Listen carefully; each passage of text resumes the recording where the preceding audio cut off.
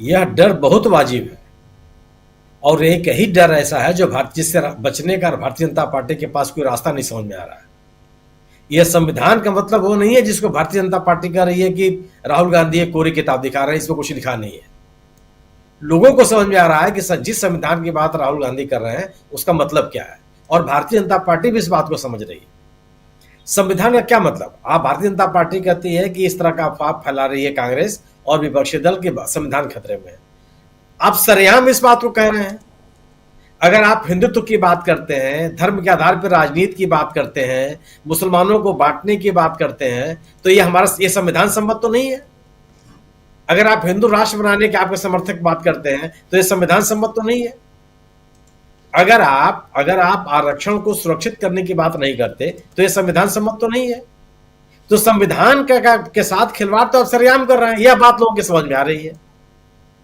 जब ये बात समझ आए तो आप पोलराइजेशन की बात करने लगे हैं कि बटोगे तो कटोगे। तो लोग तो कह रहे हैं कि हम नहीं बटेंगे, लोग कह रहे हैं कि पिछड़ा नहीं बटेगा, लोग कह रहे हैं कि अल्पसंख्यक नहीं बटेगा, लोग कह रहे हैं कि दलित नहीं बटेगा, एक साथ रहेगा। इनका नारा लोग लागू कर रहे हैं उसको। ये संविधान का मुद्दा सबसे बड़ा मुद्दा मैं मानता हूं, चाहे झारखंड हो चाहे महाराष्ट्र हो। वह इसलिए महत्वपूर्ण है कि दलित हो, पिछड़ा हो, सवर्ण जाति के लोग हों, अल्पसंख्यक हो, सबको बात समझ में आ रही है कि अगर वो सुरक्षित है या उनके जीवन में कोई तब्दीली आ रही है या उनके संवैधानिक और व्यक्तिगत आजादी सुरक्षित है तो उसके पीछे केवल और केवल संविधान है। संविधान से उतर कोई ऐसी ताकत नहीं जो उनको बचा सके।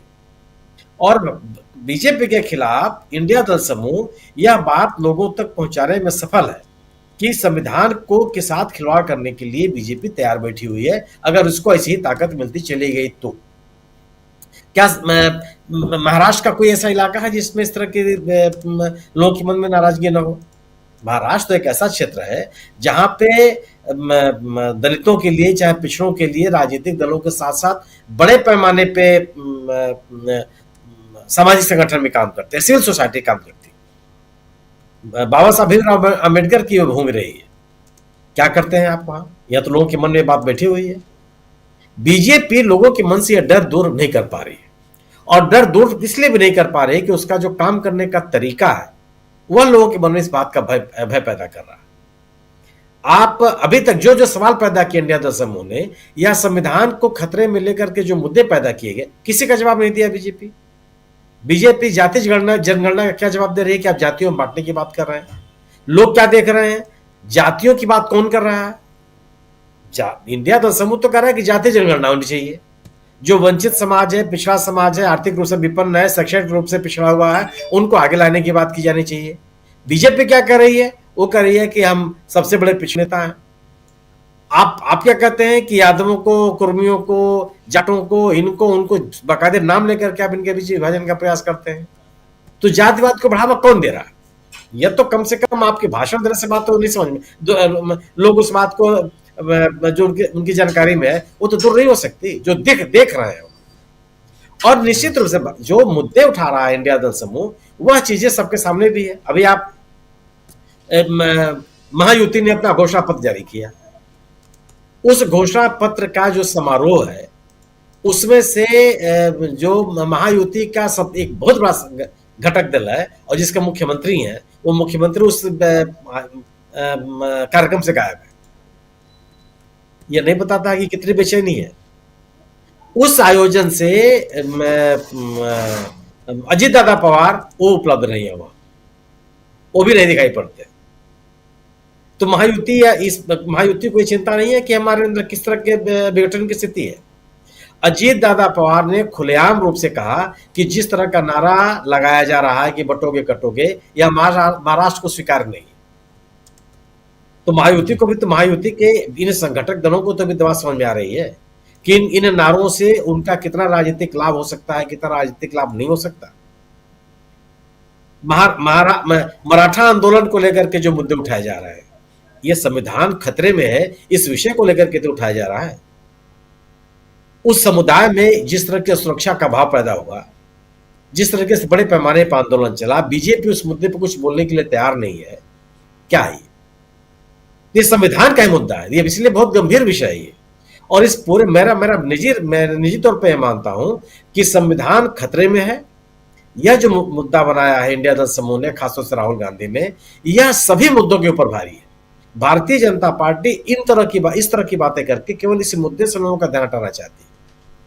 और अब सवाल ये पैदा होता है कि भारतीय जनता पार्टी 2014 में अपने सबसे बड़े परफॉर्मेंस पे सामने आई महाराष्ट्र में, उसको 122 सीटें मिली अब तक के महाराष्ट्र के इतिहास में। इसके पहले वो कभी तिहाई में नहीं पहुंच पाई थी, दाई तक सिमटी रही। तो आखिर 2014 में लोगों ने, महाराष्ट्र की जनता ने महाराष्ट्र में बीजेपी को इतना बड़ा जन समर्थन क्यों दिया? गवर्नेंस के लिए दिया, कि बटोगे तो कटोगे इस नारे के लिए दिया, अपनी बेहतरी के लिए दिया, बेहतर रोजगार के अवसरों के लिए दिया, प्याज उत्पादक, गन्ना उत्पादक, धान उत्पादक, आलू उत्पादक, इन किसानों की बेहतरी के लिए दिया, किसके लिए दिया जी। और जिन आकांक्षाओं के साथ महाराष्ट्र की जनता ने बीजेपी को 2014 में 122 सीटों पर पहुंचा दिया, क्या वो आकांक्षाएं लोगों की पूरी होती दिखाई पड़ी? क्या लोग भारतीय जनता पार्टी की नीतियों और कार्यक्रमों से संतुष्ट दिखे? और अगर संतुष्ट होते तो इतने बड़े बड़े आंदोलन, किसानों के इतने बड़े आंदोलन, अभी जो पिछले साल किसानों का 1 साल से लंबा आंदोलन चला, उसमें महाराष्ट्र किसानों की बड़ी पैमाने पर भागीदारी जी। प्याज उत्पादक किसानों की जो नाराजगी, ये तो सामने नहीं आते, सब संतुष्ट रहते आपसे। सवाल इस बात का है कि जिन चीजों को लेकर के 2014 के चुनाव में भारतीय जनता पार्टी को इतना जन समर्थन मिला, उन सभी आकांक्षाओं को भारतीय जनता पार्टी की सरकार पूरा करने में सफल नहीं हो पाई। और इसी का परिणाम हुआ कि 2019 के चुनाव में इसके सीटों की संख्या घट करके 105 हो गई, उसका मत प्रतिशत गिर गया। और उसके पलट चाहे कांग्रेस हो, चाहे एनसीपी हो, चाहे शिवसेना वहां की स्थानीय पार्टी है, शिवसेना की सीटों की संख्या में कभी कभी नहीं आई जी। 64, 65, 69, 70 हमेशा बने रहे हो। तो भारतीय जनता पार्टी ने जिस आधार पर लोगों को आकर्षित, बड़ा सवाल है। तो उस बिंदु को लेकर के जो संविधान खतरे में है का सवाल पैदा किया जा रहा है इंडिया दल समूह के द्वारा या महाविकास अघाड़ी के द्वारा, यह लोगों को भारतीय जनता पार्टी से लोगों की दूरी और बढ़ती चली जा रही है। भारतीय जनता पार्टी जो आरक्षण का सवाल है, इस पर बोलने के लिए तैयार नहीं है। भारतीय जनता पार्टी किसानों के जो मुद्दे हैं उससे बोलने के लिए तैयार नहीं है। भारतीय जनता पार्टी उद्योगों के दूसरे गुजरात के राज्य में जो लगातार उसका शिफ्ट किए जा रहे हैं, उसको कोई बोलने के लिए तैयार नहीं है। औद्योगिक वातावरण जो उस राज्य का खराब हो रहा है, उस पर बात करने के लिए तैयार नहीं है। औद्योगिक क्षेत्र में जो रोजगार के अवसर कम हो रहे हैं, इसमें कुछ करने के लिए तैयार नहीं है। का एक निश्चित कारपोरेट को बढ़ावा देने की जो बात कही जा रही है, भारतीय जनता पार्टी के ऊपर आरोप लग रहे हैं, उस पर बात करने के लिए तैयार नहीं है। तो आखिर इन सभी बातों पे अगर भारतीय जनता पार्टी बैकफुट पे है, तो संविधान का मुद्दा गंभीर है। बिल्कुल। अगर आप संविधान के प्रति सतर्क है, प्रतिबद्ध है, तो किसी एक कारपोरेट को कैसे आप समर्थन दे सकते हैं? जी। किसी एक कारपोरेट के लिए आप नियमों में बदलाव और तब्दीलियां कैसे कर सकते हैं? किसी एक कारपोरेट को, मुंबई का सबसे महत्वपूर्ण धारावी का इलाका है, उसको आप कैसे दे सकते हैं? पर्यावरण के नाम पर जो जंगलों को काटने से रोका जा रहा था, उसको काटने की अनुमति आप कैसे दे सकते हैं? क्या संविधान इन विषयों को लेकर के लोगों के मन में नहीं है कि संविधान कितना सुरक्षित हो, कितना सुरक्षित नहीं है? अगर आप चुनी हुई सरकारों को गिरा देंगे तो लोग मान लेंगे कि संविधान सम्मत काम कर रहे हैं आप। अगर पार्टियों को आप तोड़ेंगे तो लोग मान लेंगे कि आप संविधान सम्मत काम कर रहे हैं। और संविधान को लेकर के लोगों में उपज रहा भय, यह भारतीय जनता पार्टी के लिए बहुत बड़ी चुनौती है। क्योंकि यह जो मुद्दा है, यह भारतीय जनता पार्टी में की लोगों के बीच में जो अलोकप्रियता है, जो उनके प्रति जो जन समर्थन की कमी है, उसको और गंभीर बना रहा है जी। इन चीजों का मुकाबला आप लाडली बहना योजना से नहीं कर सकते। लोग कर रहे हैं कि लाडली बहना योजना से आप पैसा लोगों को दे रहे हैं, लेकिन सवाल है कि क्या उस जो महंगाई की स्थिति बढ़ जा रही है, उसका समाधान संभव है?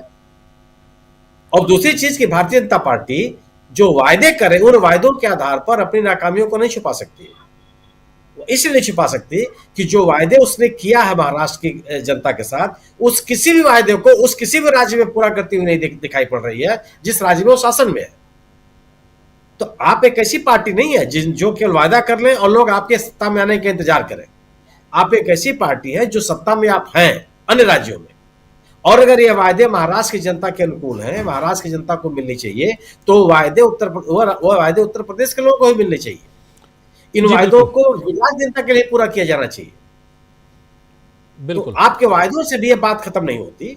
तो मेरा मेरा अपना मानना यह है कि भारतीय जनता पार्टी, कांग्रेस या महायुति या महाविकास आघाड़ी या झारखंड में इंडिया दल समूह के द्वारा जो राजनीतिक मुद्दे खड़े किए जा रहे हैं, इन मुद्दों का जवाब वो केवल अपने वायदे से या अपने घोषणा पत्र के आधार पर नहीं कर सकते। अगर वो अपने राज्यों में करती हुई दिखेगी, निश्चित रूप से लोग उसके साथ जाएंगे।